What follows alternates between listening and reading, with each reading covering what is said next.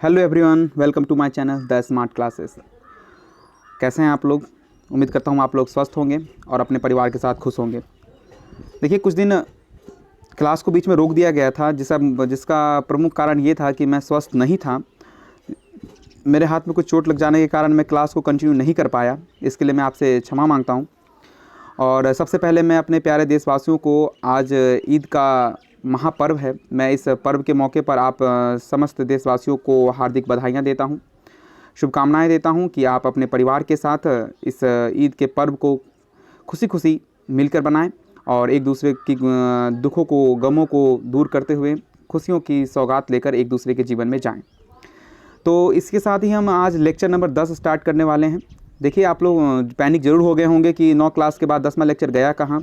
वैसे मैं बता दूं आपको कि 10वां लेक्चर इसलिए थोड़ा डिस्टर्ब हो गया कि मेरे ये जो फिंगर्स हैं इसमें थोड़े स्टिचेज लग गए थे, जिसके कारण मैं लिख नहीं पा रहा था और लिखने के कारण क्लास 2, 4, 5 दिन डिसकंटिन्यू हो गया। मैं इसके लिए आपको सॉरी कहता हूँ, लेकिन क्लास कंटिन्यू रहेगी, आप निश्चिंत रहें। और 10वां क्लास है तो 6 दिन हो चुके हैं क्लास को।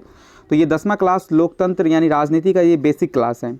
तो चलिए हम बेसिक क्लास को स्टार्ट करते हैं। बेसिक क्लास स्टार्ट करने से पहले मैंने आपको बताया था कि अगर लोकतंत्र, राजनीति में अगर सबसे इंपॉर्टेंट चीज़ें हैं, सबसे इंपॉर्टेंट कोई चीज़ है तो वो है लोकतंत्र। अगर आप किसी से भी पूछें कि राजनीति में सबसे इंपॉर्टेंट टॉपिक क्या है, तो आप उनके मुंह से सबसे पहले निकलेगा, जिसे राजनीति का ज्ञान है उसे सबसे पहले निकलेगा लोकतंत्र। देखिए, राजनीति तो कई वर्षों से चलती आ रही है। मैंने कहा था राजनीति की तो एक ही परिभाषा है, राज करने के द्वारा, यानी शासक जब कहीं पे राज करता है उसके लिए जो नीतियाँ बनाता है उसे राजनीति कहते हैं। तो राज करने की जो तरीके हैं, यानी राजनीति समय अनुसार बदलते गई, समय अनुसार बदलते गई। और अभी की राजनीति बदलते बदलते हम लोकतंत्र तक आ चुके हैं, जिसमें आपको मैंने लोकतंत्र बताया था कि 2 क्लास लेक्चर के हो चुके थे लोकतंत्र के। मैंने आपको बताया था कि लोकतंत्र का मतलब क्या होता है और लोकतंत्र की विशेषता क्या है, कैसे कैसे लोकतंत्र हमारे देश में आया, या फिर कौन सा ऐसा देश है जहाँ पे लोकतंत्र स्थापित होता है। ये तमाम बातें मैंने आपको बता दी थी। आप लेक्चर नंबर 8 और लेक्चर नंबर 9 में आपने ये बात जानी थी। अब सिंपल सी हम एक दूसरी बात कर लेते हैं कि सबसे पहले कि आपको राजनीति का सही मतलब समझ में आया, तो आप कहेंगे हाँ ठीक है। क्या आपको लोकतंत्र का सही मतलब समझ में आया, तो आप कहेंगे हाँ ठीक है। लेकिन आज भी मैंने लेक्चर नंबर 10 में नीचे लिखा हुआ है लोकतंत्र, आप देखें यहाँ पे लोकतंत्र लिखा हुआ है। इसका मतलब है कि लोकतंत्र जो मैंने यहाँ पे लिख दिया है, इसका मतलब है कि आज फिर मैं लोकतंत्र पे डिस्कस करने वाला हूँ। अब बोलोगे सर क्या बार बार एक ही चीज़ में? नहीं, देखिए लोकतंत्र समझना इतना आसान बात नहीं है। लोकतंत्र समझने के लिए आज की क्लास को आपको बेसिकली आपको समझना होगा कि लोकतंत्र आखिर है क्या। और आज की क्लास के बाद आपको शायद सारी बातें समझ में आ जाए। और बेसिक क्लास जो इसका है राजनीति का, वो शायद ये लास्ट क्लास हो। इसके बाद मैं हो सकता है कि और क्लासेस और अन्य सब्जेक्ट की क्लासों को लूँ, बेसिक क्लास के स्टार्ट करूँ। तो चलिए हम लोग चलते हैं लेक्चर नंबर 10 की ओर। लेक्चर नंबर 10 स्टार्ट होने से पहले मैं बता दूं आपको कि आपको राजनीति की परिभाषा एक बार रिपीट कर लें आप। राजनीति का मतलब क्या होता है? राजनीति का मतलब होता है कि राज करने के लिए बनाई गई नीति। पहले मैंने बताया था कि राजा महाराजा शासन किया करते थे, तो वहाँ पे राजा महाराजा कहने का मतलब है शासन किया करते, वहाँ पर राजा महाराजा नीति बनाया करते, तो वहाँ पे राजा महाराजा की यानी राजतंत्र चलता था। ठीक, उसके बाद जैसे ही देश हमारा गुलाम हुआ या फिर अन्य देशों में इसकी प्रथा खत्म होती गई, तो कई देशों ने लोकतंत्र अपना लिया, कई देशों ने सैन्य शक्ति अपना ली। नहीं, कई देशों में तानाशाह चलता है। मैंने लास्ट क्लास में बताया था तानाशाह क्या होता है, सैन्य शक्ति क्या होती है, लोकतंत्र क्या होता है, मैं बताया था राजतंत्र क्या होता है। ये सारे बारे डिस्कस कर ली थी। लेकिन सबसे इंपॉर्टेंट बात ये मैंने बताई थी आपको कि किसी भी क्षेत्र में या किसी भी देश में शासन की 2 व्यवस्था होती है, यानी कि कोई भी क्षेत्र जो होता है वो प्रमुख 2 वर्गों में बटा होता है, एक शासित और एक शासक। शासक का मतलब जो शासन करता है, और शासित मतलब जो नियम कानून बनाता है और जो उस नियम कानून का पालन करता है, वो शासित कहलाता है। ठीक है, जैसे हमारे देश में सरकार हो गया शासक, और हम नियम कानून मानते हैं, जनता वो क्या हो गई? शासित हो गई। ये बात हमने पहले जान ली थी। इस बातों को समझ के ही हम आगे की ओर बढ़ेंगे। अब बात करते हैं लोकतंत्र के बारे में। लोकतंत्र में थोड़ा मैं बता दूं आपको, एक बार एक लाइन में प्रकाश डालता हूँ एक छोटे से शब्दों में, कि लोकतंत्र का मतलब हमने जाना था कि लोकतंत्र होता क्या है। लोकतंत्र का मतलब होता है जहाँ पे जनता आज़ाद होती है अपने प्रतिनिधि को चुनने के लिए। ठीक है, यानी प्रतिनिधि का चुनाव जनता के द्वारा किया जाता है और जनता उस प्रतिनिधि को चुनती है और वो प्रतिनिधि फिर उस जनता के लिए काम करती है। ये समय साल 5 साल का होता है। अगर 5 साल की अवधि होती है, ऐसा नहीं कि आपने प्रतिनिधि को एक बार जनता के द्वारा चुन लिया गया तो वो लंबे समय तक रहेगी, नहीं, उसकी अवधि मात्र 5 साल की होती है। 5 साल में अगर उन्होंने अच्छा काम किया तो जनता उन्हें फिर चुनेगी, वरना उन्हें जनता नकार देगी। क्योंकि ये लोकतंत्र है। लोकतंत्र पे समय समय पर काम, कार्य और इच्छाएँ इंसान की बदलती रहती हैं। ठीक है, ये बात भी आपको पता लग गई थी। ये पिछली बार बता रहा हूँ। उसका बताया था मैंने कि लोकतंत्र होते हैं दो प्रकार के, बेसिकली दो प्रकार। मैंने कौन कौन से बताया था आपको कि दो प्रकार होते हैं, एक प्रत्यक्ष लोकतंत्र होता है और एक होता है अप्रत्यक्ष लोकतंत्र। ध्यान दें, प्रत्यक्ष लोकतंत्र का मतलब क्या होता है, जहाँ पे प्रत्यक्ष लोकतंत्र का मतलब होता है जहाँ पे जनता खुद नियम कानून बनाती है। जहाँ पे ये कहाँ पे लगा होता है, ये वहाँ लगा होता है जहाँ पे छोटे छोटे समुदाय होते हैं, 200-400 आदमी का ग्रुप होता है, 200-400 आदमी का गांव होता है। तो वहाँ पे क्या प्रतिनिधि को चुनना है, कोई फैसला लेना होता है, डायरेक्ट वो 400-500 आदमी एक साथ बैठ जाते हैं और वोटिंग करते हैं। वोटिंग करने के बाद वही 400-500 आदमी जो वोटिंग करते हैं, वो जो निर्णय निकलता है वही वो लोग पालन कर लेते हैं। लेकिन प्रत्यक्ष लोकतंत्र अब कहीं नहीं है। अब जहाँ कहीं भी है वहाँ अप्रत्यक्ष लोकतंत्र है। अप्रत्यक्ष लोकतंत्र का मतलब क्या, जनसंख्या जहाँ बढ़ गई है, जनसंख्या जहाँ ज़्यादा हो गई है, तो वहाँ प्रत्यक्ष लोकतंत्र से अब काम नहीं चलने वाला, तो वहाँ अप्रत्यक्ष लोकतंत्र है।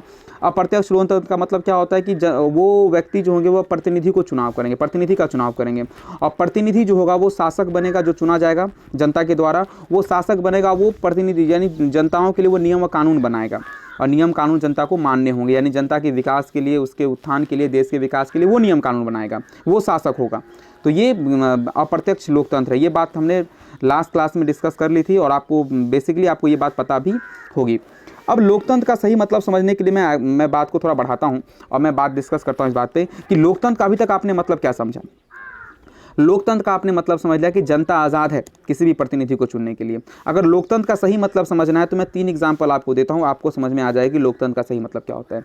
देखिए, लोकतंत्र सबसे ज़्यादा हमारे भारत देश में जो लोकतंत्र की जो प्रणाली है वो सबसे ज़्यादा भारत देश पर सूट करती है। वैसे कई देश कहते हैं कि मैं लोकतांत्रिक प्रणाली में हूँ, जैसे चाइना भी कहती है कि मेरा देश भी लोकतांत्रिक देश है। अमेरिका भी कहती है कि मेरा देश लोकतांत्रिक है। साउथ अफ्रीका भी कहती है मेरा देश लोकतांत्रिक है। लेकिन उनके लोकतंत्र में और हमारे लोकतंत्र में आकाश पाताल का फर्क है। अब मैं सबसे पहले चाइना की बात कर लूँ और चाइना के बारे में आपको बताऊं। देखिए, लोकतंत्र का मतलब क्या होता है। लोकतंत्र का मतलब होता है कि जहाँ पे जनता एकदम पूरी स्वतंत्र हो, पूरी आज़ाद हो किसी भी प्रतिनिधि को चुनने के लिए। आप भी प्रतिनिधि बन सकते हैं, आप भी बनिए। अगर आपको लगता है कि मैं समाज की सेवा कर सकता हूँ तो आप भी बनिए। जनता अगर आपको चुनेगी तो ठीक है। लेकिन मैं आपको एक बार बता दूं कि मैंने कहा आपको कि ये 2 उंगली है, ध्यान दीजिएगा, ये 2 उंगली है। मैंने जनता को कहा कि 2 उंगली से 1 उंगली चुनो, लेकिन जनता को ना ये उंगली पसंद है ना ये उंगली पसंद है, तो फिर लोकतंत्र कहेगा क्या? लोकतंत्र रहा? नहीं रहा लोकतंत्र। मैंने कहा जनता को कि मैंने अगर ये कह दिया जनता को तुमको जो अच्छा लगता है, ये 5 उंगली ज़्यादा हो नहीं सकती किसी हाथ में। मैंने कहा कि 5 उंगली मेरे पास है, तुमको जो चुनना है चुन लो, ये लोकतंत्र हुआ। लेकिन मैंने 2 ही उंगली दी आपको और मैंने कहा कि इन दोनों में से जो चुनना है चुनो। तो ये कोई जनता को दोनों में से कोई नहीं पसंद है तो वहाँ लोकतंत्र स्थापित नहीं। वहाँ जनता खुल के वहाँ वोटिंग नहीं कर सकती।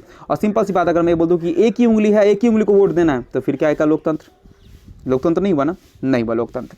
अब लोकतंत्र का मतलब है कि अब मैं चाइना की बात करूं, चाइना में मात्र एक पार्टी है। चाइना से पहले मैं आपको अमेरिका की बात बता दूं। अमेरिका कहता है कि मैं लोकतांत्रिक देश हूं, लेकिन लोकतांत्रिक देश होने के नाते वहाँ पे केवल 2 पार्टी है। वहाँ पे केवल 2 पार्टी, एक पार्टी का नाम है रिपब्लिक पार्टी और दूसरा का पार्टी का नाम है डेमोक्रेटिक पार्टी। एक रिपब्लिक पार्टी और एक डेमोक्रेटिक पार्टी, वहाँ पे 2 ही प्रकार की पार्टी है। एक रिपब्लिक पार्टी, भारत ऐसा देश है जहाँ पे कम से कम लगभग मुझे याद ना हो, मैं मिस कर रहा हूँ, तो यहाँ पे हज़ारों की संख्या में पार्टियाँ हैं, हज़ारों की संख्या में पार्टी है। हर साल नई पार्टी बनती है, हर साल क्या, हर महीने नई पार्टी। बस जिसको लगता है कि मैं समाज की सेवा कर सकता हूँ वो पार्टी का निर्माण कर लेता है, अब वो आ जाता है, प्रतिनिधि से चुनती है, चुनना होगा चुनेगी, नहीं चुना होगा नहीं चुनेगी। तो मैं अमेरिका की बात कर लूँ, अमेरिका कहता है कि मैं एक लोकतांत्रिक देश हूँ, लेकिन वहाँ पे 2 पार्टी, एक रिपब्लिक पार्टी और एक डेमोक्रेटिक पार्टी। दोनों में से किसी एक को चुनना है, तो काहे का लोकतंत्र? यानी जनता अगर दोनों पार्टी में से कोई पार्टी नहीं पसंद है तो चुनना दोनों में से कोई एक है।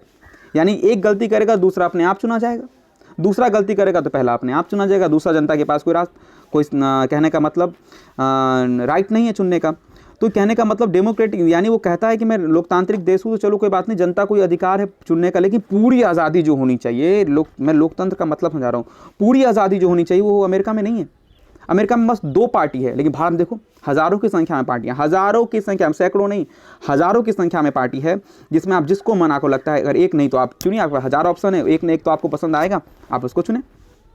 ठीक है, अब बात करते हैं और आगे की ओर चलते हैं। उसके बाद बात करते हैं चाइना की। चाइना सबसे अधिक बेवकूफ़ बनाता है दूसरे देशों को, ये तो आपको पता ही है, आप तो बेटर जानते होंगे चाइना को। वो पार्टी के नाम पे भी बेवकूफ़ बनाता है, कहता है कि लोकतांत्रिक देश, मैं भी एक बहुत बड़ा लोकतांत्रिक देश हूँ चाइना, लेकिन मात्र उसके पास एक पार्टी है, कम्युनिस्ट पार्टी ऑफ चाइना। उसके पास मात्र एक पार्टी है, उसका नाम है कम्युनिस्ट पार्टी ऑफ चाइना, बस एक पार्टी। अब बताइए, एक आदमी रेस में दौड़ रहा है, तो भाई रेस कराने की जरूरत क्या है, वो तो जीतेगा वही ना। तो वहाँ मात्र एक पार्टी, जनता को उसी को चुनना होता है, वोट जनता करेगी, चुनना उसी को, फिर काहे का लोकतंत्र। और कहता है मैं लोकतांत्रिक देश हूँ। तो उसकी लोकतंत्र की परिभाषा अलग है चाइना की, क्योंकि जनता उस पार्टी को चुन रही है, तो वहाँ की पार्टी चलो बोलते हैं वो लोकतांत्रिक देश है। अमेरिका में मात्र 2 पार्टी, तो वहाँ पर कहते हैं कि चलो भाई जनता चुन रही तो लोकतांत्रिक देश, लेकिन वहाँ पर जनता के पास इतनी आज़ादी नहीं है जितनी हमारे भारत देश में। अगर लोकतंत्र को सही समझना है तो भारत की राजनीति को आप समझें, आपको लोकतंत्र स्पष्ट मायनों में समझ में आ जाएगी। यहाँ पे किसी को कोई पाबंदी नहीं है, जितना अधिकार आपको वोट देने का, उससे कई ज़्यादा अधिकार, उससे कई गुना अधिकार आपको प्रतिनिधि बनने का भी है। आप प्रतिनिधि भी बन, अगर आपको लगता है कि आप समाज की सेवा कर सकते हैं, आपको लगता है कि देश के विकास कर सकते हैं, आपको लगता है कि आपको प्रतिनिधि बनने योग्य हैं, आपको जनता चुन सकती है, तो आप खड़े हो सकते हैं, निसंदेह कोई प्रॉब्लम नहीं है, तो आप खड़े हो सकते हैं। और एक बात और मैं अमेरिका की बात करूँ, अमेरिका में क्या होता है कि वहाँ पे फंडा होता है कि वहाँ पे जो मान लो वहाँ का जो हम जैसे हमारे देश के जो प्रमुख होते हैं वो प्रधानमंत्री होते हैं, लेकिन अमेरिका के जो प्रमुख होते हैं वो राष्ट्रपति होते हैं, प्रेसिडेंट होते हैं। तो जैसे कि वहाँ पे प्रेसिडेंट अगर कोई बना, किसी को प्रतिनिधि ने चुना, तो वो मैक्सिमम से मैक्सिमम वो 2 बार के लिए प्रतिनिधि राष्ट्रपति बने, उसके बाद वो बन नहीं सकता। ये कहाँ का डेमोक्रेसी है? अगर डेमोक्रेसी को समझना तो ये कौन सी लोकतंत्र है? अगर मान लीजिए बराक ओबामा, आप जानते हैं बराक ओबामा कितने बढ़िया एक राष्ट्रपति थे, लेकिन वो 2 बार बने, और दोनों बार मैं बता दूं वो 8 से 12 और शायद 12 से 16, शायद 8 से 12 और 12 से 16, ये 2 बार इन्होंने जो अमेरिका के राष्ट्रपति थे उनका पद संभाला। लेकिन उनके बाद वो उनके संविधान में ऐसा लिखा गया है कि वहाँ पे वो राष्ट्रपति फिर नहीं बन सकते, यानी कि 2 बार जिसको अधिकार मिल गया, तीसरी बार वो खड़ा ही नहीं हो सकता था। तो सबसे बड़ी लोकतंत्र की तो वहाँ पर ये गलती है अमेरिका में कि अगर मान लीजिए मुझे लगता है कि ओबामा जी ज़्यादा दिन तक चल सकते हैं या फिर अच्छा देश को संभाल रहे हैं, जनता की पसंद है, तो फिर वो क्यों नहीं आगे बढ़ सकते हैं। तो यहाँ पर इसका मतलब है कि लोकतंत्र की सही परिभाषा का खंडन किया गया है, टुकड़े किए गए हैं। तो ये कुछ बातें हैं जो आपको समझ में आती है कि लोकतंत्र का सही मीनिंग क्या होता है। लेकिन हमारे देश में पीएम नरेंद्र मोदी थे, हैं और शायद रहेंगे भी, जैसे ही बात है। लेकिन कहीं ऐसा नियम तो नहीं लिखा है, रहे ना रहे उससे कोई मतलब नहीं, ऐसा कहीं तो नहीं नियम बना हुआ है कि वो 2 साल रहेंगे, 4 साल रहेंगे, 5 साल रहेंगे, उसका प्रधानमंत्री नहीं बन सकेगी। जब तक उनके पास क्षमता है, जब तक वो देश का भला करते रहेंगे, जब तक उन्हें जनता चुनती रहेगी, जब तक उनको जनता चुनती रहेगी, वो देश के प्रधानमंत्री बने रहेंगे। यही तो लोकतंत्र कहता है कि जनता आज़ाद है, जनता आज़ाद है, सिंपल सी बात है। जनता को जो अच्छा लगेगा उसे प्रतिनिधि वो चुनेगी। तो ये कुछ मैंने बात बताई आपको कि कुछ ऐसी बात मैंने बताई आपको कि जहाँ पे लोकतंत्र स्थापित है, तो लेकिन सही माने में लोकतंत्र का अर्थ वहाँ से स्पष्ट नहीं लगता है। मैं आपको बता दूँ साउथ अफ्रीका का नहीं, साउथ अफ्रीका में जो काले लोग हैं, जो सबसे अधिक जनसंख्या है, उनको वोट देने का अधिकार नहीं है। तो ये कौन सा लोकतंत्र, यानी जिसकी संख्या ज़्यादा उसको वोट देने का अधिकार नहीं है। ठीक है, तो सिंपल सी बात है कि आप बात इतना जान लें कि लोकतंत्र तो सब जगह सब कहता है कि मैं लोकतांत्रिक देश हूँ, लेकिन सब जगह लोकतंत्र की व्यवस्था है नहीं। अगर भारत में लोकतंत्र समझना है तो भारत में समझें आप कि जनता यहाँ पे पूरी आज़ाद है। अगर कोई पार्टी उन्हें बहुत अच्छी लगती है तो जनता तब तक उसे चुन सकती है जब तक वो इस योग्य है, जब तक उस योग्य है कि वो उस पार्टी को चुन सकती है, उस प्रतिनिधि को चुन सकती है। आप बीजेपी के माध्यम से या फिर जो आज़ादी के बाद लगातार कांग्रेस सरकार ने अपनी पार्टी को विजय रथ पे, यानी कि कहने का मतलब है कि लगातार वो एक ऐसी पार्टी थी जो लगातार लगभग 50 साल के आसपास उन्होंने राज किया भारत में, लगातार कंटिन्यू कहें, 1-2 वर्ष छोड़ के, बीच में कुछ डिस्टर्बेंस को छोड़ के, तो उन्होंने लगातार कंटिन्यू किया इस बात को। तो क्योंकि जनता की पसंद थी, वो ऐसे काम कर रहे थे। अभी बीजेपी की होड़ चल रही थी, बीजेपी पसंद है। तो बाकी अन्य लोकतांत्रिक देश से हमारा लोकतांत्रिक देश बिल्कुल अलग है, लेकिन लोकतंत्र की परिभाषा सब जगह सेम टू सेम है। यहाँ पे जनता ही मालिक होगी, चाहे चाइना की बात करें, चाहे अमेरिका की बात करें, चाहे साउथ अफ्रीका, वहाँ प्रतिनिधि का चुनाव जनता ही करती है। लेकिन कुछ माने में, जैसे हम कहते हैं कि जनता आज़ाद होती है, उन देशों में जनता पूरी रूप से आज़ाद है नहीं, जिस तरह हमारे देश में आज़ाद है। हर दिन एक नई पार्टी तैयार होती है और हर दिन एक नया प्रतिनिधि चुना जाता है। तो यानी कहने का मतलब है कि चुनाव भी अलग अलग प्रकार के होते हैं। मैं भी इस बात पे नहीं कर रहा चुनाव कितने प्रकार तो क्या नहीं होते हैं। तो हम बात करते हैं आगे की ओर चलते। तो आपको बेसिकली ये बात समझ में आ गई होगी कि लोकतंत्र अगर समझना है तो हमारे देश की जो राजनीति है उसको स्पष्ट रूप से आपको समझना होगा। हमारे देश की राजनीति क्या कहती है कि जितनी मन पार्टियाँ हैं बना लो, जब तक राज करना है करो, बशर्ते आपके के द्वारा किया गया कार्य जनता को पसंद में आना चाहिए। अगर जनता को लग रहा है कि आप सही कार्य कर रहे हैं तो जनता आपको हमेशा के लिए जिताए रखेगी और बनाए रखेगी। ठीक है, तो ये बात आप भी जानते हैं। और आगे की ओर चलते हैं, लेक्चर नंबर 10 की ओर चलते हैं और बात करते हैं हम लोग आगे की ओर कि लोकतंत्र के गुण क्या क्या है। चलिए लोकतंत्र के गुण के बारे में हम थोड़ा डिस्कस कर लें कि लोकतंत्र के गुण है क्या क्या। देखिए, लोकतंत्र के गुण को जानने से पहले मैं आपको ये तो बात बता लगी लोकतंत्र है क्या, आप पता लग गया होगी कि जनता ही इसमें मालिक होती है, अगर और जनता ही जो जिस प्रतिनिधि को चुनती है वो जनता के लिए कार्य करती है, नियम कानून बनाती है, यानी वो शासक कहलाती है। वो जनता के लिए कार्य करती है, जनता का उत्थान करती है, जनता के लिए नियम कानून बनाती है, जनता की आप कहें जनता के विकास में योगदान देती है। तो इसे लोकतंत्र कहते हैं, यानी हमने चुना और उसने फिर हमारे लिए काम किया, ठीक है, इसे हम लोकतांत्रिक, यानी इसे तो अप्रत्यक्ष लोकतंत्र कहते हैं। लोकतंत्र की परिभाषा आपको बेसिकली बड़े बच्चे समझ में आ गई होगी क्योंकि ये तीसरा क्लास लोकतंत्र का है। अब लोकतंत्र के गुण के बारे में कुछ बात कर लूँ। यहाँ पे लिखा हुआ है सबसे पहली बात लोकतंत्र के गुण के बारे में क्या है, यहाँ पे लिखा हुआ सबसे पहले जनता की सरकार, दूसरा लोकप्रिय शासन, तीसरा देशभक्ति की भावना, निरंकुशता के अभाव, समानता, स्वतंत्रता, और उसके बाद है जनहित या जन कल्याण। अब मैं एक एक करके डिस्कस पे बात कर लेता हूँ। लोकतंत्र में जनता की सरकार, एक एक पॉइंट पे मैं बात कर लेता हूँ। जनता की सरकार, जनता की सरकार का मतलब क्या है? जनता की सरकार का मतलब यह है कि जनता जिसको चुनेगी वही तो सरकार बनाएगी, तो इसे कहते हैं जनता की सरकार। तो लोकतंत्र में एक तो फायदा मिला आपको, जनता जिसको चुनेगी उसी का सरकार बनेगा, यानी अपने मन से कोई सरकार नहीं बने, आप जिसे चुनेंगे आप वही सरकार बनेगी, वही शासक बनेगी। दूसरी बात लोकप्रिय शासन, लोकप्रिय शासन मतलब क्या? जो आपकी पसंद है, लोकप्रिय मतलब जो जनता की पसंद है, जो लोग की पसंद है वो शासन करेगी। सिंपल सी बात, अगर मुझे बीजेपी पसंद है, बीजेपी को सारे मिलकर वोट देंगे, बीजेपी अपनी सरकार बनाएगी, बीजेपी 5 साल के लिए राज करेगी। तो आपकी जो लोकप्रिय थी, आपको लग रहा था कि बीजेपी सबसे लोकप्रिय है, तो बीजेपी का शासन हुआ। तीसरा देशभक्ति की भावना, देशभक्ति की भावना। देखिए देशभक्ति की भावना क्यों यहाँ पे मैंने क्यों लिख दी है देशभक्ति की भावना? देशभक्ति की भावना का मतलब ये है, देशभक्ति की भावना का मतलब ये है कि देशभक्ति की भावना कहने का मतलब है कि जब आप अपने इतनी सारी जनता किसी एक प्रतिनिधि को चुनती है, तो इसका मतलब है इतनी सारी जनता जब एक प्रतिनिधि को चुनती है तो इसका मतलब है कि वो प्रतिनिधि ये सोचता है कि इतने व्यक्तियों ने मिलकर मुझे चुना है, तो उसके पीछे कुछ दायित्व होता है, उसका कुछ कर्तव्य होता है। तो वो सोचता है कि मुझे समाज की सेवा करनी है, ठीक है, क्योंकि किसी पहुंच से तो वो आता नहीं है, जनता की भलाई है, जनता की वोट के माध्यम से आता है, जनता के मतदान के माध्यम से आता है, तो उसे लगता है कि मुझे देश की सेवा क्या करनी चाहिए। तो लोकतंत्र एक ऐसा माध्यम है जिसमें देश की सेवा तो होनी ही होनी है, क्योंकि जनता के द्वारा चुना गया शासन है। अब ये पॉइंट नंबर चौथा जो है निरंकुशता का अभाव, ये थोड़ा मैं इसको अभी होल्ड कर रहा हूँ, हो सकता है मैं इसको लास्ट में बताऊँ, आप निश्चिंत रहें। अगला पॉइंट है 5 समानता। समानता का मतलब क्या है? देखिए लोकतंत्र में समानता का मतलब क्या है कि आप हर जगह जाएंगे तो आपको एक चीज़ मिलेगी। क्या मिलेगी? तो कहीं छोट तो कहीं बड़े, कहीं गरीब तो कहीं धनी, कहीं छोटी जाति तो कहीं बड़ी जाति, कहीं जाति प्रथा, सब चीज़ आपको असमानता मिलेगी। लेकिन लोकतंत्र में कहीं भी असमानता नाम का शब्द नहीं है, सबको समान अधिकार दिया गया है। आप भी प्रतिनिधि बन सकते हैं, बड़ी जाति भी प्रतिनिधि छोटी जाति भी प्रतिनिधि बन सकती है, छोटी जाति भी वोट दे सकती है, बड़ी जाति भी वोट दे सकती है, ठीक है। लोकप्रिय शासन को चुनने का अधिकार छोटी जाति को भी है, बड़ी जाति को भी, गरीब को भी, धनी, यानी सबको बराबर है। और अगला पॉइंट है स्वतंत्रता मतलब आज़ादी। लोकतंत्र में जनता को आज़ादी है, किस चीज़ के प्रति? मतदान करने के प्रति, अपने लोकप्रिय शासक को चुनने के प्रति, अपने प्रतिनिधि को चुनने के प्रति, अपने प्रिय सरकार को चुनने के प्रति, या फिर आप खुद प्रतिनिधि बन सकते हैं। आपके पास आज़ादी है, कोई भेदभाव नहीं है आपके पास, आप नागरिक हैं तो आपके पास आज़ादी है।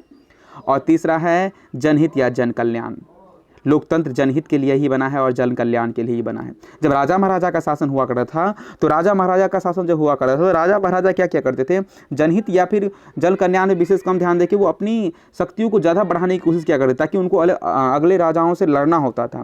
लेकिन यहाँ पे ऐसी बात नहीं है, यहाँ पे प्रतिनिधि खुद चुनाव करती है, और प्रतिनिधि को भी कहीं भी बात का डर होता है कि अगर मैंने सही से काम नहीं किया तो अगले 5 साल के बाद प्रतिनिधि मुझे अपने इस जो पद है उस पद से हटा देगी, यानी मुझे नहीं चुनेगी। तो वो क्या करती है? जनहित और जन कल्याण का काम क्या करती है। तो कहीं ना कहीं प्रतिनिधि को ये डर बना होता है, अगर 5 साल मैंने प्रतिनिधि के लिए, जनता के लिए काम नहीं किया, तो शायद अगली जो योजना आएगी, अगली जो चुनाव होंगे उसमें शायद मुझे अपना सीट ना मिले।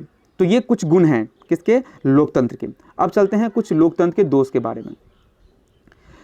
पहला बात है, देखिए लोकतंत्र के गुण तो जैसे मैंने कहा आपको, गुण तो पढ़ने की बस पढ़ने की चीज़ें हैं, लेकिन किताब पढ़ रहे हैं तो पढ़ना तो हमें होगा, लेकिन अवगुण ही भरे भरे हैं लोकतंत्र में। अवगुण, क्योंकि कहने का मतलब ये है कि लोकतंत्र में अवगुण इसलिए भरे हुए हैं क्योंकि आप तो बेटर जानते हैं कि राजनीति क्या चीज़ है और क्या चीज़ होगी। इसीलिए युवाओं का जो है राजनीति के प्रति एकदम, कहने का मतलब है कि उसका जो जागरूकता है राजनीति के प्रति, उनका झुकाव है, उनकी जो मानसिकता है वो बहुत गिर चुकी है लोकतंत्र के प्रति। क्योंकि लोकतंत्र एक, यानी राजनीति एक ऐसी दलदल हो चुकी है जिसमें कोई फंसना नहीं चाहता, कोई योग्य व्यक्ति फंसना नहीं चाहता, ठीक है। अगर किसी इंसान से पूछें कि क्या तुम राजनीति करना चाहते हो, तो उसके मुंह से एक जवाब आता है कि हाँ मैं करना चाहता हूँ, लेकिन अभी नहीं, जब अवस्था आएगी तब। यानी जब उसका दिमाग सही ढंग से काम नहीं कर रहा। सोचने वाली बात यह है, जब 60 साल का व्यक्ति होता है तो उसे अयोग्य मान लिया जाता है। क्योंकि जो अयोग्य इसलिए मान जाता है कि अब वो इस योग्य नहीं है कि वो किसी काम को कर जाए, इसलिए तो सरकारी अफसर हो या कहीं भी हो, उसे 60 साल के बाद जनूनी रिटायरमेंट दे दी जाती है। लेकिन राजनीति दल एक ऐसा दल है जिसमें 60 साल के बाद ज्वाइनिंग होती है। तो आप सोच सकते हैं कैसा होगा। तो चलिए लोकतंत्र के दोष के बारे में हम लोग समझ लेते हैं। पहला है भ्रष्टाचार। पहला है आपका भ्रष्टाचार। उसके बाद मैं बात करूँगा भ्रष्टाचार का मतलब जानते हैं ना आप क्या होता है। भ्रष्टाचार का मैं सिंपल से एक परिभाषा बता दूं। भ्रष्टाचार का मतलब होता है कोई भी कार्य गलत तरीके से करा जाना भ्रष्टाचार कहलाता है। भ्रष्टाचार का एक सिंपल सा मीनिंग है, कोई भी कार्य गलत ढंग से करना भ्रष्टाचार है। कोई भी कार्य गलत ढंग से करना गलत भ्रष्टाचार है। कोई भी कार्य गलत ढंग से करना, सरकारी नियम कानून के खिलाफ करना, नियम कानून के विरुद्ध करना ही भ्रष्टाचार कहलाता है। चलिए, आजकल भ्रष्टाचार नहीं रहा, आजकल हो गया है सेवा शुल्क। क्योंकि अगर आप पैसे नहीं देंगे तो काम आपका होगा नहीं। तो भ्रष्टाचार का अगर मैं अपने हिसाब से कहूँ तो इसका अर्थ बदल गया, आजकल हो गया है सेवा शुल्क। अगर सेवा लेंगे तो आपको शुल्क देनी होगी, तो भ्रष्टाचार का नाम बदल दें, सेवा शुल्क रख दें, ज़्यादा बेटर रहेगा। क्योंकि भ्रष्टाचार पब्लिक ही बढ़ाती है, हम ही बढ़ाते हैं, क्योंकि हमें सुविधा जल्दी लेनी होती है। तो हम सुविधा को प्राप्त करने के लिए कुछ अधिक राशि या कुछ गलत काम करते हैं, जिसे भ्रष्टाचार की श्रेणी में डाल दिया जाता है। चलिए पॉइंट नंबर 2 पे आते हैं, सार्वजनिक धन का दुरुपयोग। सार्वजनिक धन मतलब क्या होता है? सार्वजनिक मतलब सबका धन। आप जो टैक्स देते हैं वो गवर्नमेंट के पास जाती है, गवर्नमेंट उसे क्या करती है? उसे जनता के हित के लिए लगाती है। लेकिन वो क्या होता है, जनता तक आते आते उसका बंटवारा इतने खंडों में हो जाता है कि सही तक जनता के पास वो पहुंच नहीं पाता। कोई भी चीज़, चाहे रोड बनाने के लिए हो, चाहे बिजली का हो, चाहे आपके घर में जलधर योजना हो, चाहे इंदिरा आवास योजना हो, कोई भी योजना हो, सब में दलाली फिक्स है। राजनेता उसमें खूब खाते हैं, खूब पीते हैं। तो ठीक है, तो शायद वो इसीलिए जीतने के लिए इतनी तबाही मचाते हैं। तो सार्वजनिक धन का दुरुपयोग, दल बदल राजनीति। दल बदल राजनीति का मतलब क्या होता है? सबसे बेकार चीज़ दल बदल राजनीति है। दल बदल राजनीति का मतलब क्या होता है मैं बता दूं आपको। दल बदल राजनीति का मतलब होता है कि मान लीजिए आप बीजेपी से, मान लीजिए मैं बीजेपी से हूँ, तो बीजेपी अभी लोकप्रिय पार्टी में जीत गया बीजेपी से। मैं खड़ा हुआ परसा से, दूसरे गांव से या किसी भी क्षेत्र से, मुझे जनता ने चुन लिया। लेकिन जब जनता ने मुझे चुन लिया तो मुझे दूसरे पार्टी ने यानी कांग्रेस ने अधिक पैसा दिया। मान लो ये दूसरी किसी पार्टी ने कहा कि तुम मेरे में आ जाओ, तो मैंने बीजेपी को छोड़ के मैं दूसरे में चला गया। तो ये से दल बदल की राजनीति कहते हैं, यानी मैंने दल को बदल लिया। ये बहुत ख़राब चीज़ है। मुझे पहचान, मुझे जनता ने किस लिए चुना? क्योंकि मैं बीजेपी का आदमी हूँ, बीजेपी का प्रतिनिधि हूँ, इसलिए जनता ने मुझे चुना। क्योंकि जनता की नज़र में बीजेपी एक लोकप्रिय पार्टी थी। लेकिन जीतने के बाद मैं जीता तो बीजेपी से, लेकिन मैंने दल बदल लिया और मैं दूसरी जगह चला गया। ये एक दल बदल कानून जो है ये बनना बहुत ज़रूरी, ताकि इंसान अपने दल ना बदल सके। तो ये दल बदल कानून भी आपको पढ़ाया जाएगा आगे में। चलिए आगे बात करते हैं। तो दल बदल राजनीति भी हो एक बेकार चीज़ है, एक दोष है राजनीति लोकतंत्र में। उसके बाद है अयोग्य व्यक्ति का नेतृत्व। सबसे बड़ी बात है अयोग्य।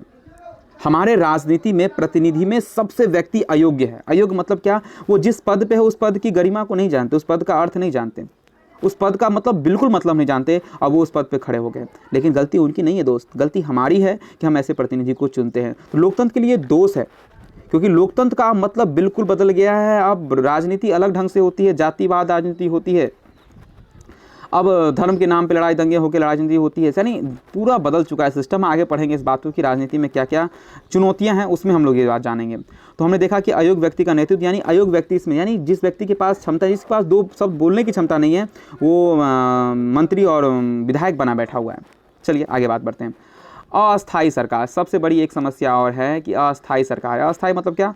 5 साल आए, चुना जनता ने, 5 साल वो ठीक से रहा, और 5 साल रहने के बाद उसे जनता ने क्या कर दिया? फिर डिस्चार्ज कर दिया। यानी इसका मतलब सही से काम नहीं किया होगा, इसका मतलब उसने सही से काम नहीं किया होगा। अब सोचिए 5 साल के लिए सही से काम नहीं किया, फिर अगली बार नई पार्टी को जनता ने चुना। यानी पार्टी अगर लगातार बदलती रह जाएगी तो विकास तो कभी होगा नहीं, कभी नहीं होगा।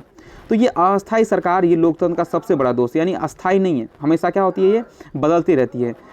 किसी एक का दायित्व स्पष्ट ना होना, सत्ता में साझेदारी के कारण, यानी ये जो ऐसा होता है ना। और सबसे लास्ट पॉइंट, किसी एक का दायित्व स्पष्ट ना होना, यानी कहने का मतलब है कि इसमें जो होता है लोकतंत्र में क्या होता है कि जब कोई सरकार किसी गलत काम को करती है तो उसका दायित्व एक आदमी पे नहीं, कई आदमी पे जाता है। जैसे मान लीजिए फॉर एग्जांपल आपने एक वीडियो बनाया कि आपके मुखिया ने गलत किया। अभी आप क्वारंटाइन का सेंटर का चल रहा है, बहुत जगह हल्ला चलेगी, मुखिया जी पैसे आ रहे हैं, खा रहे हैं। अब चलिए आपने मुखिया पे केस किया, फाइल किया, चलिए आपने वार्ड सदस्य फाइल किया, तो वार्ड सदस्य बोलेगा भाई साहब मुखिया ने मेरे गड़बड़ की, तो आप मुखिया को पकड़ोगे। मुखिया बोलेगा भाई साहब मुझे डीएम ने आदेश नहीं दिया, या फिर एसडीओ वीडियो ने आदेश नहीं दिया या इतने पैसे नहीं दिए, एसडीओ वीडियो ऊपर पकड़ेगा, वो उससे ऊपर पकड़ेगा। यानी कहने का मतलब है दायित्व किसी एक पर निर्भर है ही नहीं। आप किसी एक आदमी को पकड़ नहीं सकते, वो अपनी दायित्व को ऊपर की ओर हस्तांतरित करता जाएगा और आप परेशान हो जाएंगे। क्यों, ऐसा क्यों होता है? क्योंकि सत्ता में होती है साझेदारी। सत्ता में साझेदारी क्या होती है, ये भी एक बेसिक बहुत इंपॉर्टेंट टॉपिक है, इसका मैं सेपरेट वीडियो बनाऊंगा। सत्ता में साझेदारी के कारण ही क्या होता है, किसी का दायित्व फिक्स नहीं होता और हम सही भ्रष्टाचार बढ़ते चल जाता है। क्योंकि एक आदमी का दायित्व हमें पता तो लगे गलती की किसने है, गलती सब मिलकर करते हैं लेकिन थोड़ी थोड़ी करते हैं, लेकिन ये इस पर डाल देता है, ये इस पर डाल देता है, ये इस पर डाल देता है, जिसके कारण हमें पता नहीं लग पाता गलती किसने आखिर की है। तो चलिए आगे बात बढ़ते हैं। अब आते हैं निष्कर्ष पे आते हैं। सभी प्रकार की कमियों, नीचे लिखे गए बातों को पढ़ेंगे आप या लिखेंगे। सभी प्रकार की कमियों तथा दोषों को देखने के बाद हम यह नहीं कह सकते कि लोकतंत्र का महत्व कम है, बल्कि निजी स्वार्थ के कारण लोकतंत्र के महत्व को नहीं समझा जा सकता। एक सब बहुत ही खूबसूरत बात है कि ऊपर आपने जो दोष को देखा है, लोकतंत्र के दोषों को, उससे आप ये नहीं कह सकते कि लोकतंत्र का जो महत्व वो कम हो गया। नहीं, कम नहीं हुआ है। बस इंसान जो प्रतिनिधि जीता अपने निजी स्वार्थ के लिए, अपनी निजी संपत्तियों को निजी स्वार्थ के लिए लोकतंत्र को गंदा कर दिया है, लोकतंत्र में कुछ दोष ला दिया है। किसके लिए? जिस प्रतिनिधि को हम जिताते हैं या जो प्रतिनिधि बनना चाहता है, उसका निजी स्वार्थ होता है कुछ ना कुछ। उस निजी स्वार्थ के कारण क्या होता है, वो प्रतिनिधि और अब राजनीति में कुछ दोष आने लगे हैं। तो आप इन दोषों को देख के आप ये ना कहें कि ये लोकतंत्र का महत्व नहीं है, लोकतंत्र का बहुत महत्व है। लेकिन अगर बशर्ते जो प्रतिनिधि जीतता है, जो पार्टी जीतती है, अपने निजी स्वार्थों को छोड़ दें, जनहित और जन कल्याण में काम करें, तो शायद लोकतंत्र एक बहुत ही बढ़िया चीज़ है। चलिए आगे बात करते हैं। अब सिंपल सी मैं बता दूं कि अब बात आप कहोगे कि सर ये चुनाव आखिर कराता कौन है। आप सबसे बड़े आपके दिमाग में बात आती होगी, सर चुनाव कराता कौन है। अगर सरकार के हाथ में, तो सरकार तो मान लो बीजेपी की सरकार है, बीजेपी का चुनाव होगा तो सरकार तो अपने हाथ में होगी, वो तो जो मन सो करवा लेगी। वोट सरकार सब उसके हाथ में व्यवस्था है, वो जब मन तो अपना वोटिंग बढ़ा सकती है, सरकार बना सकती है। दोस्त ऐसा नहीं होता, ये बहुत बच्चे के मन में ये बात चलता है, ऐसा दोस्त होता नहीं है। अब ऐसा क्यों नहीं होता, मैं बताता हूँ ऐसा क्यों नहीं होता। ऐसा कभी नहीं होता। अगर ऐसा होता अगर ऐसा होता तो बताइए क्या दिल्ली में केजरीवाल की सरकार आती? नहीं आती ना। बीजेपी की पार्टी थी केंद्र में। मैं एग्जांपल बताता हूँ। आपके मन में ये बात चल रही होगी कि सर अगर सरकार बीजेपी की है, केंद्र में सत्ता बीजेपी की है, तो शायद वहाँ पे अगर सरकार तो पावर बीजेपी के पास है, तो क्योंकि जो चुनाव कराती है, चुनाव कौन कराती है, कैसे होता है चुनाव, तो इसके बारे में थोड़ा हम बात कर लेते हैं, डिस्कस कर लेते हैं। बच्चे के बाद में ये दिमाग में आती रहती है कि सर ये आखिर चुनाव होता कैसे है और अगर ये चुनाव कराता कौन है, कैसे कराता है। देखिए बात बता दूँ मैं आपको कि चुनाव कराने के लिए एक अलग संगठन बनाया गया है, जिसे हम कहते हैं चुनाव आयोग। 1950 में इसका निर्माण किया गया था। 1947 में हमारा देश आज़ाद हुआ, 1950 में संविधान लागू हुआ और लागू होने के बाद हमारे देश में लोकतंत्र की व्यवस्था आई। लोकतंत्र की व्यवस्था कराने के लिए हमें चुनाव कराना जरूरी था। तो चुनाव कराने के लिए हमने एक नया संगठन तैयार किया, जिसे कहा गया चुनाव आयोग। यानी उस चुनाव आयोग का जो गठन कैसे होता है, वो राष्ट्रपति उपराष्ट्रपति के द्वारा इसका चुनाव होता है, गठन होता है, वो मैं आपको बाद में बताऊँगा। वैसे अभी बेसिक क्लास यानी 8, 9, 10, 12 में ये बात आपको नहीं है। जब जनरल कमीशन में आप जाओगे तो इस बातों पर विशेष ध्यान देना होगा, ठीक है, इसलिए मैं डिस्कस उस पर नहीं कर रहा हूँ।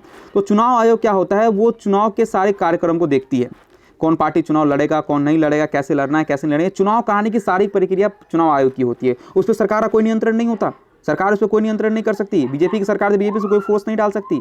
उसका एक अलग अपना एक नियम कानून होता है, एक संगठन अपना एक अलग असूल होता है, जो ट्रांसपेरेंट रूप से क्या करती है, चुनाव करवाती है। तो आप एक बात समझ लें कि अगर बीजेपी की सरकार है, तो अगर सरकार का कोई पावर होता चुनाव आयोग के साथ, तो सब जगह बीजेपी की सरकार होती। तो इसका मतलब ये स्पष्ट है कि जनता जिसको चुनेगी, चुनाव उसी का यानी कि प्रतिनिधि वही बनेगा। आप दिल्ली के चुनाव से देख सकते हैं कि दिल्ली के चुनाव में क्या हुआ कि बीजेपी की सरकार को बुरी तरीके से मात मिली और आम आदमी पार्टी लगातार 2-3 पंचवर्षीय से आ रही है। इसका मतलब उन्होंने काम बढ़िया किया और बढ़िया करने के बाद जनता उसे के लिए वो लोग प्रिय हो गई और जनता उसे चुनती जा रही है। तो ये बात आप दिमाग से निकाल लें कि जिसकी सरकार होती है क्या उसके हक में वोटिंग होती है? नहीं, बिल्कुल नहीं होती। ये चुनाव आयोग का ये काम होता है। चुनाव आयोग निष्पक्ष होकर एकदम ये चुनाव कराती है। कोई किसी के साथ पक्षपात होकर चुनाव नहीं करती है। इसके लिए इसका निर्माण इसीलिए हुआ था। अब ये चुनाव आयोग क्या है, इसके बारे में थोड़ा हम बात कर लेते हैं। चुनाव आयोग के बारे में बात कर लेते हैं। चुनाव आयोग क्या मतलब क्या होता है? ये 1950 ईस्वी में चुनाव आयोग का गठन हुआ था, जनवरी महीने में हुआ था, मुझे शायद डेट क्लियर याद नहीं है, लेकिन 19 जनवरी महीने में शायद 1950 में इसका गठन हुआ था, यानी कि संविधान लागू होने के बाद। मैं अब शायद याद नहीं आ रहा मुझे डेट, लेकिन 1950 ईस्वी में इसका गठन हुआ था। मैं एग्जैक्ट डेट मुझे याद नहीं आ रहा, ठीक है। चुनाव निर्वाचन आयोग के कार्य एवं शक्ति, इससे काम क्या है? लेकिन मैं सबसे पहले बता दूं आपको, जब भारत में सबसे पहले चुनाव हुआ था ना, तो मैं आपको ये बता दूं, भारत में जब सबसे पहले एक चुनाव हुआ था, सबसे पहले चुनाव हुआ था, तो सबसे पहले जो चुनाव हुआ था, सबसे पहले चुनाव में क्या हुआ था कि ये कहा गया था कि वोट देगा कौन, क्योंकि उस समय अशिक्षित लोग बहुत ज़्यादा थे। तो जो चुनाव आयोग था उसका ये काम था कि उसने सोचा कि वोट देने का अधिकार किस किस को होना चाहिए, किस किस को वोट देने का अधिकार होना चाहिए। तो उसने कहा कि वोट देने का अधिकार तो मान लो सबको होना चाहिए, लेकिन फिर उन्होंने कहा कि जो अशिक्षित इंसान है वो कैसे जान पाएंगे कौन अच्छा है कौन नहीं है।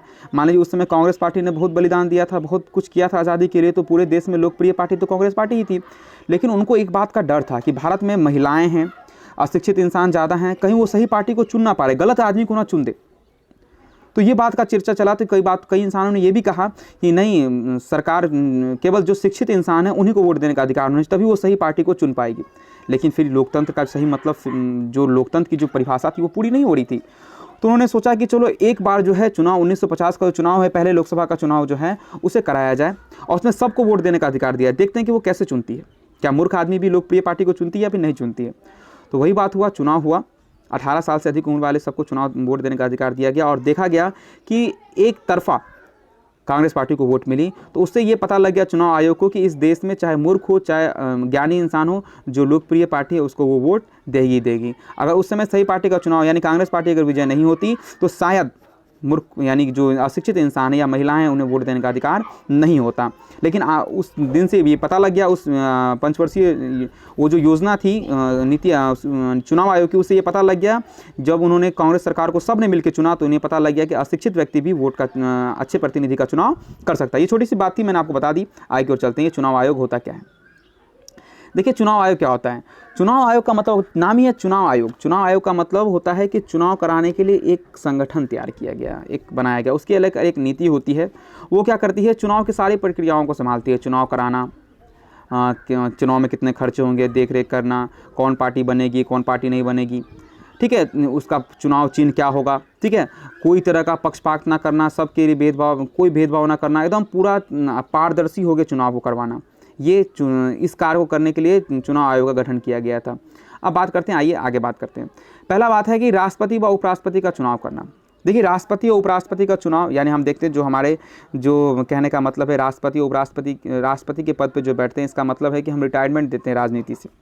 यानी जो पार्टी सत्ता में आती है वो अपने पार्टी में सबसे वरिष्ठ जो प्रतिनिधि होते हैं उनको वो राष्ट्रपति का पद देके उन्हें एक तरह से कहें तो रिटायरमेंट देती है। और ऐसा भी है कि राष्ट्रपति के पद पे बैठने के बाद वो किसी भी राजनीतिक पद पे फिर दोबारा वो बैठ नहीं सकते।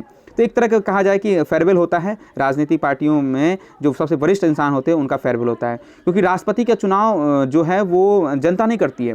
राष्ट्रपति का चुनाव कैसे होता है बता दूं मैं आपको। राष्ट्रपति का चुनाव कैसे होता है, राष्ट्रपति जो पार्टी बनती है, जैसे कि बीजेपी की पार्टी है तो बीजेपी के अंदर जो होगा, बीजेपी के जो विधायक मंत्री सब होंगे वो राष्ट्रपति का चुनाव करेगी, उनके अंदर होता है वो चुनाव करती है, ठीक है। तो राष्ट्रपति का चुनाव जनता नहीं करती, लेकिन उनको करवाने का काम योजना आयोग का होता है, ठीक है।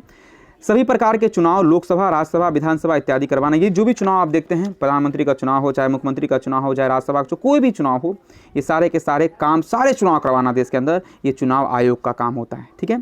चुनाव खर्च की देखरेख करना, चुनाव में जो भी खर्च होते हैं उनकी देखरेख करना, कितने खर्च हुए कितने नहीं हुए, ये सारी देखरेख करना चुनाव आयोग का काम होता है। आचार संहिता लगाना तथा उसको पालन करना। आचार संहिता का मतलब क्या होता है, आचार संहिता का मतलब होता है कि कुछ समय के लिए चुनाव आयोग ऐसे पावर को लगा देती है जिसमें सभी राजनीतिक दलों का पावर क्या होता है, खत्म हो जाता है।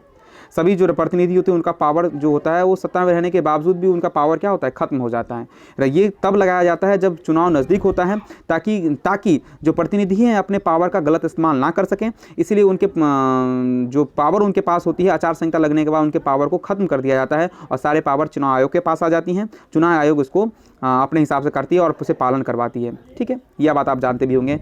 अगला पॉइंट है निष्पक्ष और पारदर्शी चुनाव का। निष्पक्ष मतलब किसी के पक्ष में ना रह के, ये नहीं कि बीजेपी के पास सत्ता है, बीजेपी ने पैसे दे दिए, वो नहीं, ये काम चुनाव आयोग का नहीं है। क्योंकि चुनाव आयोग अगर थोड़ी सी भी गड़बड़ी करेगी तो जनता के विश्वास के साथ धोखा होगा, लोकतंत्र का सही माने में पूरा अर्थ बिगड़ जाएगा। तो चुनाव आयोग का निष्पक्ष होना और पारदर्शी होना बहुत ज़रूरी है। पारदर्शी का मतलब कि सब आर पार दिखाई दे, सब कि कहीं कोई खोट नज़र ना आए, उसे पारदर्शी कहते हैं। तो चुनाव आयोग जब भी चुनाव कराती है तो निष्पक्ष कराती है और पारदर्शी कराती है। मतदान सूचियों को तैयार करना, नेक्स्ट पॉइंट मतदान सूची, यानी कि जो वोटर लिस्ट जो बनता है ना, कि कौन वोटर लिस्ट में है, नया नाम जोड़ना, किसकी उम्र क्या है, ये वोटर लिस्ट जो आप देखते हैं ना, जिसके माध्यम से आप वोट देते हैं, ये सारा का सारा प्रक्रिया कौन, चुनाव आयोग करती है। आपको वोटर ID कार्ड बना के देना, वोटर लिस्ट में नाम आना, ये सारे के सारे काम जो है ना वो चुनाव आयोग, चुनाव के संबंधित जो भी कार्य है ना वो चुनाव आयोग के काम होते हैं। ठीक है। सभी प्रकार के एवं नए राजनीतिक दल को मान्यता प्रदान करना, यानी कहने का मतलब बताया मैंने आपको, लोकतंत्र में आपको भी मन है तो आप भी एक पार्टी बनाइए और खड़े हो जाइए। तो आपको पार्टी बनानी होगी तो आपको जाना होगा चुनाव आयोग के पास, उनको कहनी होगी कि मैं पार्टी बनाना चाहता हूँ, मुझे पार्टी बना दें, तो वो पार्टी को आपको बना देंगे। आपको पार्टी, क्योंकि लोकतंत्र है, वो आपको एक रजिस्टर कर देंगे कि चलिए आप भी एक पार्टी, आपकी पार्टी को भी नाम दे दिया जाएगा, आप भी एक पार्टी बनाओ, लड़ो चुनाव। ये भी पार्टी बनाना यानी मान्यता देना किसका काम है, चुनाव आयोग का काम है। राजनीतिक दलों को चुनाव चिन्ह प्रदान करना, और चुनाव चिन्ह जैसे कि बीजेपी का कमल छाप, कांग्रेस का हाथ छाप, ये किसने दिया होगा, ये दिया होगा चुनाव आयोग ने। ठीक है। तो ये चुनाव आयोग कुछ काम, यानी चुनाव की सारी जो भी प्रक्रिया देखते हैं ना आप, जो भी प्रक्रिया होती है, ये कोई सरकार नहीं करवाती, ये चुनाव आयोग करवाती है। ठीक है। और चुनाव आयोग का गठन कैसे होता है मैं इसके पे ज़्यादा डिस्कस नहीं करना चाहता। राष्ट्रपति का इसमें अहम रोल होता है, क्योंकि ये कंपटीशन की बातें हैं, आपकी बेसिक क्लास की बातें नहीं हैं, इसलिए मैं डिस्कस पे नहीं कर रहा हूँ। तो मैंने चुनाव आयोग इसलिए बेसिकली डाल दिया है कि 9th क्लास में चुनाव आयोग तो इंपॉर्टेंट है ही है, लेकिन मैं ये बता दिया मैंने कि बच्चों के दिमाग में ये आ रहा होगा सर चुनाव करवाता कौन है। आखिर ऐसा ना हो कि सरकार करवाए, सरकार अपने शक्तियों का गलत फ़ायदा उठाए, नहीं, आचार संहिता लगा के सरकार की शक्तियों को सीज कर लिया जाता है। और नीति आयोग जो होती हैं वो निष्पक्ष होकर, यानी कि पारदर्शी होकर चुनाव को करवाती हैं। तो अब आपको ये बात पता लग गई होगी कि लोकतंत्र बेसिकली है क्या और लोकतंत्र कितना इंपॉर्टेंट है हमारे देश के लिए, विकास के लिए। बशर्ते हमें सही प्रतिनिधि को चुनना जरूरी है। अगर प्रतिनिधि गलत अपने निजी स्वार्थ को आगे लाता है तो वो कभी भी देश का भला नहीं कर सकता, और वो सरकार, वो पार्टी अस्थायी रूप से बदलते चल जाएगी। तो हमें ये कोशिश करनी है कि ऐसे प्रतिनिधि को चुनना है जो प्रतिनिधि देश का कुछ भला कर सके, जिसका पास्ट कुछ बढ़िया हो, और लोकतंत्र में अपनी जो अहम महत्वता है आपकी, हमारी सबकी, जो वोट देने के योग्य होते हैं, उस महत्ता को बेकार ना जाने दें। और यही मैं कहूँगा कि लोकतंत्र को आप समझें, लोकतंत्र बहुत बढ़िया चीज़ है, और लोकतंत्र के माध्यम से, यानी लोकतंत्र के जो दोष है उनको दूर करने की कोशिश करें। लेकिन कहना आसान है, करना मुश्किल है, क्योंकि निजी स्वार्थ तो कहीं ना कहीं जुड़ा हुआ है। जब तक निजी स्वार्थ नहीं खत्म होगा तब तक लोकतंत्र में दोष आते ही रहेंगे। जब लोकतंत्र की चुनौती हम पढ़ाएंगे वहाँ देखेंगे इससे बड़े बड़े दोष। ठीक है, वहाँ पे हर एक दोस्त पे सेपरेट बात हम करेंगे। तो उम्मीद है आज का क्लास आपको समझ में आ गया होगा, और क्लास जस्ट कंटिन्यू हुआ था, उसके लिए मैं आपसे सॉरी कहता हूँ। तो आप चलें, इस क्लास का नोट आप पूरा कर लें, इस क्लास को पूरा कर लें, और नेक्स्ट क्लास बहुत जल्दी अपलोड कर दिया जाएगा, लेक्चर नंबर 11।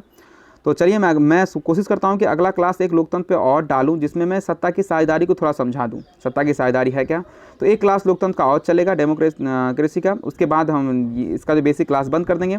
उसके बाद मैं चैप्टर बाय चैप्टर क्लास को स्टार्ट करूँगा। बहुत बच्चे कह रहे हैं कि सब मैथ का क्लास दीजिए, ये क्लास दीजिए, वो। दोस्त, मैथ का क्लास देने में प्रॉब्लम क्या है मैं बताता हूँ। मैं बताऊँ, मैथ का ही टीचर हूँ मैं, लेकिन मैथ का क्लास देने में एक समस्या है कि मेरे पास लिखने की व्यवस्था नहीं है। अगर मैं ऐसे लिखूंगा तो मुझे मज़ा नहीं आएगा। ठीक है, लेकिन मैं कोशिश कर रहा हूँ कि कुछ ना कुछ किया जाए मैथ क्लास, क्योंकि मैथ की क्लास देने में मैं बहुत उत्सुक हूँ। मैथ पढ़ाने में मुझे बहुत मज़ा आता है। तो ठीक है, तो आप ईद मनाएं अपने परिवार के साथ। मैं पुनः आपसे कहता हूँ, समस्त देशवासियों को ईद की हार्दिक शुभकामनाएँ देता हूँ, और अपने साथ परिवार के साथ घर पर रहें, स्वस्थ रहें, सुरक्षित रहें। मिलते हैं अगले क्लास में।